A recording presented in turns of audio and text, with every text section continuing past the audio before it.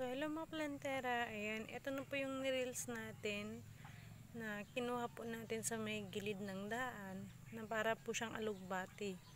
Ito, naitanim na natin. Ayan. Yan po yung ating nireels. Ayan, masarap po daw at hindi ko pa natikman pero pagka nakaano na to, nakasurvive, tatalbusan natin mga plantera at ay titikman natin kung talagang masarap to mga plantera. Yan, kakatanim po siya pero tignan nyo naman mga plantera, buhay na buhay. Ayan, so ito na yung ating gulay. Hindi ko po matandaan kung anong pangalan nito pero para po siyang alugbati talaga, oh.